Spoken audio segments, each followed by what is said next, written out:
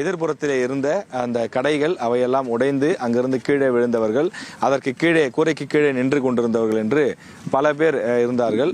தற்போது இந்த இடத்தை பொறுத்தவரையிலே பூவரச மரம், அந்த பூவரச மரத்தின் மீது ஏராளமானவர்கள் நின்று கொண்டிருந்திருக்கிறார்கள்.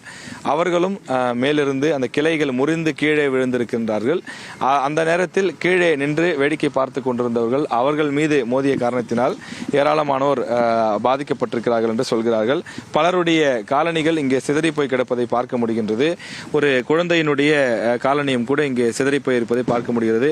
கிட்டத்தட்ட இந்த குழந்தையினுடைய காலனியை பார்க்கும்போது ஒரு 3 வயது அல்லது 4 வயது தான் இருக்கும் என்று தோன்றுகிறது.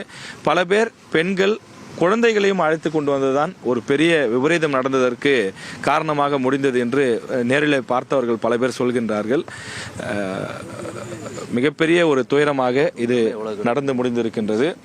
ஏராளமான அந்த காலணிகளே நமக்கு யாரெல்லாம் வந்தார்கள், எந்த வயது சேர்ந்தவர்கள் வந்தார்கள், ஆண்களா பெண்களா என்பதை பார்க்கக்கூடிய வகையிலே ஆதாரமாக அவை இருக்கக்கூடிய காட்சியை பார்க்க முடிகின்றது. இத்தனை நூற்றுக்கணக்கான ஜோடி செருப்புகள் இந்த ஒரு இடத்தில் இருக்கிறது. இதே போல இந்த வீதி முழுவதும் கிட்டத்தட்ட ஒரு 500 மீட்டர் தூரத்திற்கு இது போன்று காலணிகள் இந்த வீதியிலே குவிந்து கிடப்பதை பார்க்க முடிகின்றது. இந்த இடத்திலும் ஒரு பெரிய பள்ளம் இருக்கின்றது. இந்த பள்ளத்திலும் மாட்டி நிறைய பேர் சிக்கொண்டிருக்கிறார்கள். கை உடைந்தது, கால் உடைந்தது போன்ற பல பிரச்சனைகள் இருந்திருக்கிறது.